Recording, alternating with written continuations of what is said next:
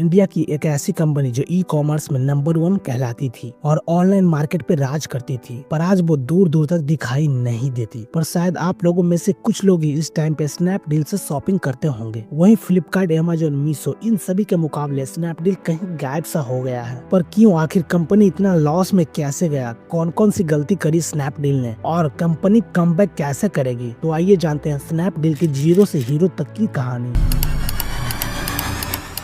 ये कहानी शुरू होती है 2003 से, जब कुणाल वेल जेईई का एग्जाम देते हैं और उनसे एग्जाम क्लियर नहीं होता है और उनका इंजीनियर बनने का सपना 1 साल और पीछे चला जाता है और वो कुछ टाइम के लिए पढ़ाई को ड्रॉप कर देते हैं। कुणाल वेल और रोहित बंसल बचपन से एक दूसरे को जानते हैं और काफी अच्छे दोस्त भी है। दोनों की हाई स्कूलिंग दिल्ली के आर.के. पुरम एरिया में दिल्ली पब्लिक स्कूल से करी थी। यहाँ से पढ़ाई करने के बाद रोहित बंसल को IIT दिल्ली में एडमिशन मिल जाता है, मगर कुणाल को नहीं मिल पाता। कुछ ही समय बाद रोहित बंसल को US जाने के लिए H1B वीजा भी मिल जाता है और वो अमेरिका जाने की तैयारी में लग जाते हैं। पर इन सभी के बीच उनके दोस्त कुणाल वेल उनके घर पर आते हैं और बोलते हैं, US मत जा मेरे भाई, हम इंडिया में ही एक कंपनी शुरू करेंगे। बहुत सोचने के बाद रोहित बंसल अमेरिका के प्लान को ड्रॉप कर देते हैं और उसके कुछ दिन बाद दोनों दोस्त मिलकर मनी सेवर नाम की एक कूपन सेलिंग कंपनी को शुरू करते हैं। इन्होंने टारगेट किया इंडिया के बढ़ते पॉपुलेशन का। इन्होंने सोचा कि इंडिया में करोड़ों लोग ऐसे हैं जो रोज कई सारे प्रोडक्ट्स और सर्विस खरीदते हैं। अब इनमें से 1 करोड़ लोगों ने भी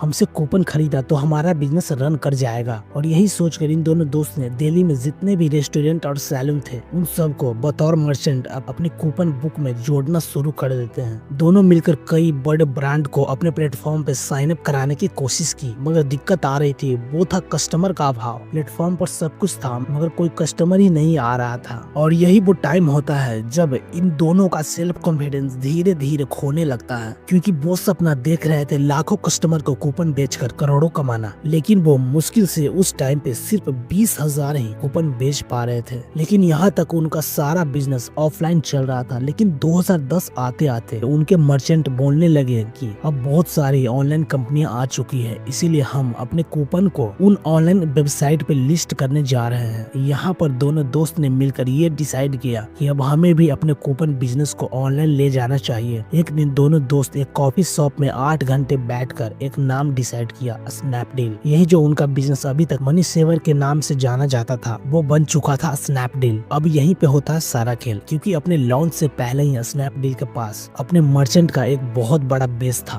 और इसी को ध्यान में रखते हुए इंडो US वेंचर पार्टनर से $2 मिलियन की फंडिंग मिल जाता है। यही कारण था कि अपने लॉन्च से सिर्फ 14 महीनों के भीतर स्नैपडील ने पूरे कूपन बिजनेस का 70% मार्केट पर कब्जा कर लिया और 2011 जाते जाते स्नैपडील इंडिया के कूपन मार्केट का किंग बन जाता है। लेकिन तभी जो मर्चेंट है उन्होंने दोबारा से कंपनी के आगे एक मांग रखी और वो मांग थी ऑनलाइन प्रोडक्ट को बेचने की। मर्चेंट ये चाहते थे कि वो स्नैपडील के ऊपर डील के साथ साथ जो फिजिकल प्रोडक्ट्स है उन्हें भी बेच सके। और ऐसा करने के लिए दोनों फाउंडर ने कुछ प्रोडक्ट को टेस्ट करने के लिए अपने प्लेटफॉर्म पर लिस्ट किया और ये टेस्ट सक्सेसफुली कंप्लीट हो जाता है। और इसी दौरान इन दोनों दोस्त को किसी कारण बस चीन जाने का मौका मिलता है, जहां पर उन्होंने अलीबाबा को देखा और ई कॉमर्स मार्केट को थोड़ा नजदीक से समझने की कोशिश की। यहाँ पर दोनों फाउंडर को एहसास होता है इंडिया जैसे मार्केट में ई कॉमर्स अगर सही से किया जाए तो बहुत बड़ा बन सकता है। और चाइना से वापस आते ही दोनों फाउंडर ने सभी मर्चेंट को उनके फिजिकल प्रोडक्ट्स अपने प्लेटफॉर्म पर लिस्ट करने के लिए कहा और दिसंबर 2011 में उन्होंने अपने इन्वेस्टर से कहा कि वो अपने कूपन डील बिजनेस को बंद करने जा रहे हैं। अब स्नैपडील एक ऑनलाइन मार्केट प्लेस के रूप में संचालित किया जाएगा, जहां पर लोग प्रोडक्ट्स को खरीद और बेच सकेंगे और इन्वेस्टर उनकी बात मान जाते हैं। और जनवरी 2012 से स्नैपडील एक ई कॉमर्स कंपनी के रूप में काम करना शुरू करती है। लेकिन ये शुरू करने के अगले साल ही उनके सामने एक बहुत बड़ा चैलेंज आ जाता है और वो चैलेंज था अमेज़न और फ्लिपकार्ट से आने वाले कंपटीशन। 2013 में अमेज़न, जो दुनिया की सबसे बड़ी ऑनलाइन मार्केट प्लेस था, वो भारत में एंट्री लेता है और वहीं दूसरी तरफ फ्लिपकार्ट भी उस वक्त एक पूर्ण ऑनलाइन ई कॉमर्स कंपनी की तरफ बहुत तेजी से आगे बढ़ रही थी। अब ये सब देखकर स्नैपडील ने कोशिश की कि वो अपने ब्रांड को सभी से अलग तरीके से रिप्रेजेंट करेगा। और वो तरीका क्या था? The Facebook way. फेसबुक एक ऐसा प्लेटफॉर्म है जिसके जरिए मैसेज और फोटो शेयरिंग, इस चीज को देखते हुए कुणाल वेल ने एक बार कहा था कि लोगों की सोशल आदतें एक बहुत ही मजबूत संकेत है जो बताती है कि ई कॉमर्स कैसे काम करता है। इसीलिए इसी सोच के साथ 2011 2011 से 2015 के बीच स्नैपडील ने बहुत सारी ऑनलाइन कंपनियों को एक्वायर करना शुरू किया, जैसे फेसबुक कर रहा था। सबसे पहले स्नैपडील ने फ्री चार्ज को खरीदा, जो कि एक मोबाइल रिचार्ज और कूपन कंपनी थी, जिसको स्नैपडील ने आगे चलकर मोबाइल वॉलेट बिजनेस में विस्तार किया, जैसे आज पेटीएम और फोन पे है। फिर इसके बाद स्नैपडील ने डोस्टन नाम की एक social product discovery technology platform को एक gift recommendation technology platform, B speaker, एक online sport goods retailer, e sport buy और शॉपो नाम की ऑनलाइन हैंडीकैप्ड मार्केट प्लेस को भी एक्वायर कर लिया। यहाँ तक कि स्नैपडील ने रुपीज पावर को भी एक्वायर कर लिया, जो कि एक मार्केट प्लेस लोन, क्रेडिट और फाइनेंशियल सर्विस प्रोवाइड करने वाली कंपनी थी। और ये सब करने के बाद उन्होंने लॉजिस्टिक कंपनी गोयाबास में भी बहुत बड़ा इन्वेस्टमेंट किया। कुल मिलाकर देखा जाए तो स्नैपडील ने बहुत सारे एप्स का एक पूरा इकोसिस्टम बनाया, जो कि उनके कस्टमर को प्रभावी ढंग से और आसानी से अपने प्रोडक्ट्स को खोजने, चुनने और खरीदने में मदद करता था। दूसरी तरफ उन्होंने साथ साथ एक ऐसा ही सिस्टम अपने सेलर्स के लिए भी बनाया, ताकि उनका स्नैपडील पर बिजनेस करना आसान बन सके। लेकिन दुर्भाग्य से इन सारे प्रयासों के बावजूद स्नैपडील का जो नुकसान था वो लगातार बढ़ता जा रहा था। ये नुकसान कंपनी लगातार इतने सालों तक कर रही थी, ये उन दिनों कोई बहुत बड़ी बात नहीं थी, क्योंकि ज्यादातर स्टार्टअप उस वक्त नुकसान ही रिपोर्ट कर रही थी। बट जो अच्छी चीज स्नैपडील के साथ हो रही थी वो था कि इनका मार्केट शेयर लगातार बढ़ता जा रहा था। हम अगस्त 2015 तक देखें तो सिर्फ फ्लिपकार्ट का मार्केट शेयर 44%, जो कि उस वक्त इंडिया में सबसे ज्यादा, और फ्लिपकार्ट के बाद दूसरे नंबर पर थी स्नैपडील, जिनका शेयर 32%, और अमेज़न उस वक्त इंडिया में नई आई थी, उसके पास सिर्फ 15% था। इसके अलावा अगर हम संख्या के हिसाब से देखें तो स्नैपडील 2 लाख सेलर्स के साथ उस वक्त भारत की सबसे बड़ी ऑनलाइन मार्केटप्लेस कंपनी थी। यही कारण था कि नुकसान होने के बावजूद भी स्नैपडील को इन्वेस्टर से काफी ज्यादा सपोर्ट मिल रहा था। जैसे अगस्त 2015 में स्नैपडील ने अपनी फंडिंग का 7वां राउंड पूरा किया। अब ये फंडिंग मिलने के बाद अगस्त 2015 में एक इंटरव्यू के दौरान स्नैपडील के फाउंडर कुणाल वेहल ने कहा कि सेलर के मामले में हम मार्च 2016 तक फ्लिपकार्ट को भी इस गेम में हरा देंगे। उन्होंने ऐसा कह तो दिया, मगर असलियत में ऐसा हो नहीं पाता है। फरवरी 2016 मॉर्गन स्टैनली की एक रिपोर्ट सामने आता है कि फ्लिपकार्ट 44% मार्केट शेयर के साथ अब भी भारत की सबसे बड़ी ई कॉमर्स कंपनी है। वहीं पर स्नैपडील है, इस बार उनका मार्केट शेयर बढ़ने के बजाय बहुत ही ज्यादा कम हो गया है। सिर्फ पिछले 6 महीनों में ही स्नैपडील का जो मार्केट शेयर 32% था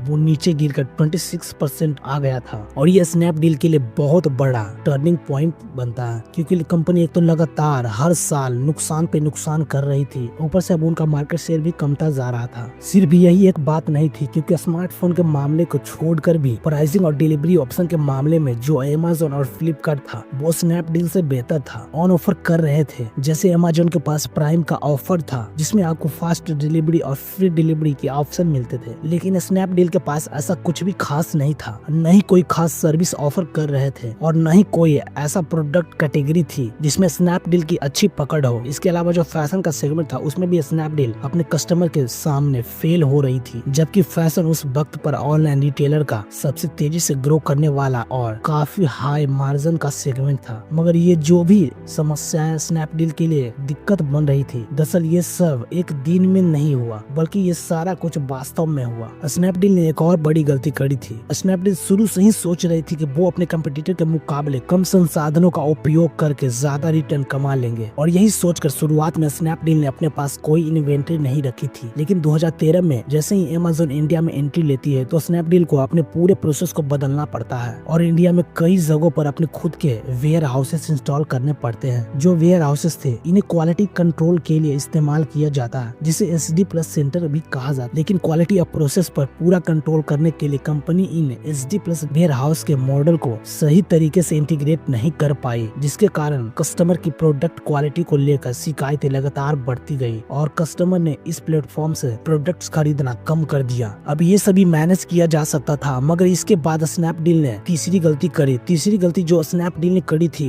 वो ओमी चैनल फेलियर। अक्टूबर 2015 में स्नैपडील ने अपनी ओमी चैनल स्ट्रेटेजी को लॉन्च किया। उस वक्त तो कई लोगों ने इस चीज को स्नैपडील के लिए एक गेम चेंजर स्ट्रेटेजी कहा था, क्योंकि इसमें कंपनी ने सोचा था कि कस्टमर ऑनलाइन प्रोडक्ट खोज लेंगे और ऑर्डर कर देंगे। उन ऑर्डर को कस्टमर के सबसे नजदीकी वाले ऑफलाइन रिटेलर द्वारा उन्हें प्रोडक्ट डिलीवर कर दिया जाएगा। इसके अलावा जो कस्टमर हैं उन्हें इन स्टोर्स पर वैल्यू एडेड सर्विस जैसे कि डेमोन्स्ट्रेशन, इंस्टॉलेशन और एक्टिवेशन और रिटर्न की भी सुविधा मिल जाएगी। साथ ही सबसे महत्वपूर्ण बात कि देश के सबसे बड़े शहरों में आपको अपने प्रोडक्ट्स पिकअप करने का भी ऑप्शन मिल जाएगा ताकि आपको डिलीवरी चार्जेस भी देना न पड़े। वास्तव में ये जो स्ट्रैटेजी थी इसमें काफी ज्यादा पोटेंशियल था और अगर इसे इफेक्टिव तरीके से लॉन्च किया जाता तो ये स्नैपडील को बहुत बड़ा टर्न अराउंड करने में मदद कर सकती थी, लेकिन स्ट्रैटेजी कुछ रूल के कारण ऐसा कभी भी नहीं हो पाया। स्नैपडील के एक पूर्व वरिष्ठ कार्यकारी ने एक स्टोरी बताया था कि ओमी चैनल टीम को हमेशा कंपनी में अव्यवस्था का सामना करना पड़ता था। ओमी चैनल टीम को एक इंजीनियर की टीम चाहिए थी ताकि वो अपने काम को आसानी से कर पाए, लेकिन उन्हें वो टीम कभी भी नहीं मिल पाई। इसके अलावा ये भी कहा जाता है इसे लॉन्च करने की जो टाइमिंग थी वो बिल्कुल भी सही नहीं थी, क्योंकि अगर आप अपने कस्टमर को किसी प्रोडक्ट का टच और फील प्रोवाइड कर रहे हो, साथ ही साथ डिलीवरी टाइम भी कम है, तो इसके लिए सिस्टम के सारे पार्ट्स सही से काम करने बहुत जरूरी होते हैं। फिर भी जब इस प्रोजेक्ट को पायलट प्रोजेक्ट की तरह टेस्ट किया गया तब देखा गया कि बड़े इलेक्ट्रॉनिक्स आइटम पर जो रिटर्न है वो 10% से कम हो गया है। वास्तव में उनकी जो सप्लाई चेन की जो कॉस्ट थी वो अब 1/3 हो गई थी और ये इस इंडस्ट्री में पायलट प्रोजेक्ट के हिसाब से बहुत अच्छे रिजल्ट थे। लेकिन इस प्रोजेक्ट को बड़े स्केल पर चलाने के लिए और ज्यादा क्रिएटिविटी, पार्टनरशिप और टेक्नोलॉजी की जरूरत थी। अब स्नैपडील अपने ऑफलाइन नेटवर्क में इन्वेंट्री के लिए यूनिकॉमर्स नाम की एक सॉफ्टवेयर का उपयोग करते थे, लेकिन उनको भी कंपनी ने सही से इंटीग्रेट नहीं किया। इसके कारण सब कुछ इतना इनोवेटिव होते हुए भी बार बार सिस्टम रुक जाता था। जिन कैटेगरीज में ओमी चैनल लॉन्च किया गया था उनमें नेट प्रमोटर स्कोर, जो कि कंपनी अपने कस्टमर को उनके प्रति वफादारी चेक करने के लिए इस्तेमाल करती थी, वो इस केस में 25% से बढ़कर 50% तक पहुंच गया था। कस्टमर का एक्सपीरियंस बेटर हो रहा था, डिलीवरी समय कम हो गया था और अब कंपनी की कॉस्ट भी मिनिमल आ रही थी। वास्तव में जो ऑर्डर पर रिटर्न थे वो भी लगभग 0 हो गए थे।